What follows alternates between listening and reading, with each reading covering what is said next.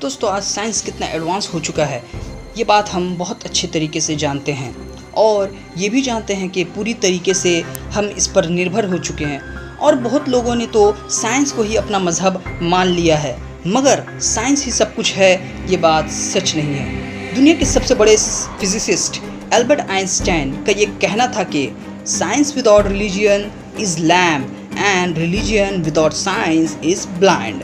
इसका मतलब हुआ कि साइंस किसी भी मज़हब के बिना लंगड़ी है और कोई भी मज़हब साइंस के बिना अंधा है। तो दोस्तों आज हम इस्लाम के होली बुक यानी कुरान की कुछ ऐसी साइंटिफिक जानकारी देंगे जिसे जानकर आप हैरान हो जाएंगे और आप भी एल्बर्ट आइंस्टाइन के इस बात को स्वीकार करेंगे। सो हेलो गाइस, मैं हूं आपका दोस्त शोहेब और आप देख रहे हैं ओनली ज्ञान नो ड्रामा। शायद हो सकता है कि आप ये बात जानते हो कि हमारे पूरी यूनिवर्स की रचना एक बड़े धमाके से हुआ जिसे हम बिग बैंग के नाम से जानते हैं, जिसका पता जॉर्ज लेमेट्री नामी वैज्ञानिक ने सन 1931 में किया।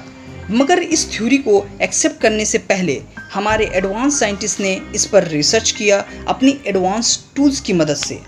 अब ध्यान देने की ज़रूरत है क्योंकि 1400 ईयर्स पहले जब कोई विज्ञान और वैज्ञानिक नहीं था, उस वक्त कुरान में ये बात बता दिया गया था। सूरा अंबिया चैप्टर नंबर 21 वर्स नंबर 30 में कुरान कहता है कि क्या इनकार करने वाले ये नहीं जानते कि ज़मीन और आसमान एक था, जुड़े हुए, और हमने उसे जुदा किया।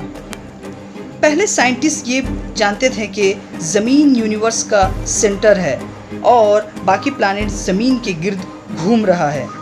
इसे थ्योरी ऑफ जियोसेंट्रिज्म कहते हैं।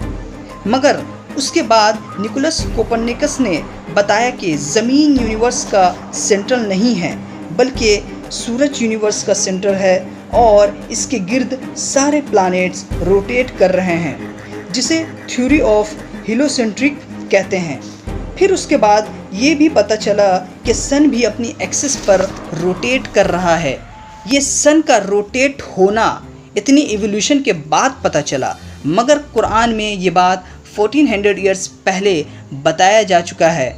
सूरा अंबिया चैप्टर नंबर 21 वर्स नंबर 33 में अल्लाह सुब्हानहू व तआला फरमाते हैं कि मैंने रात और दिन बनाया, सूरज और चाँद दोनों घूम रहे हैं और रिवॉल्व कर रहे हैं अपने एक्सिस पर। आज हम सब जानते हैं कि चाँद की अपनी रोशनी नहीं होती।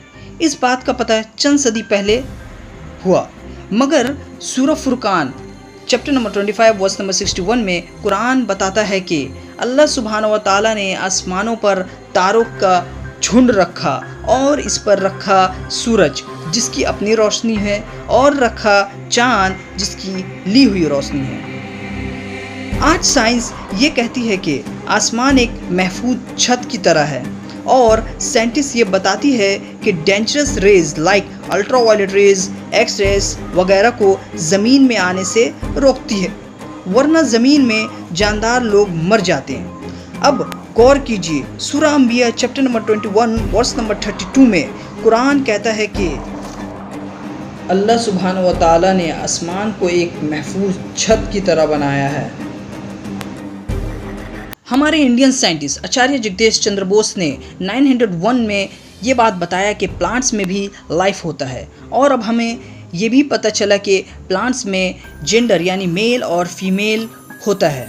ये बात सूरत तहा चैप्टर नंबर 20 वर्स नंबर 53 में बताया जा चुका है। कुरान कहता है कि अल्लाह सुब्हानहू व तआला ऊपर से पानी बरसाता है और जोड़ों में यानी पेड़ में पेड़ और पौधा यानी प्लांट्स पैदा करता है। दोस्तों पहले हम लोग समझते थे कि दर्द का महसूस करना दिमाग से होता है, मगर 20वीं सेंचुरी में हमें पता चला कि पेन रिसेप्टर स्किन में पाया जाता है, मतलब दर्द का एहसास हमें स्किन से होता है। इसका जिक्र कुरान में इस तरह है कि अल्लाह सुब्हानहू व तआला सूरह निसा चैप्टर नंबर 4 वर्स नंबर 56 में फरमाते हैं कि जो लोग हमारी निशानियों को इनकार करते हैं उन लोगों को हम आखरत कहते हैं डे ऑफ जजमेंट, आखरत में आग में डालेंगे और जितनी बार उनकी चमड़ियाँ जलेंगी उतनी बार हम उनको नए चमड़ियाँ देंगे। चमड़ी कहते हैं स्किन को, चमड़ियाँ देंगे ताकि वो दर्द का एहसास कर सके।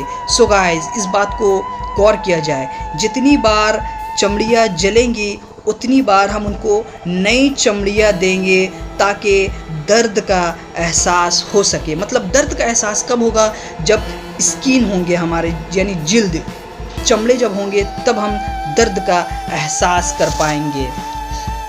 सो गाइस, जो सारी इन्फॉर्मेशन कुरान ने 1400 ईयर्स पहले बता दिया है वो बात साइंस हाल में ही बताया है। कुरान में तकरीबन 1000 वर्स यानी 1000 आयत साइंस से रिलेटेड है, जिस पर साइंस अभी भी रिसर्च कर रहा है।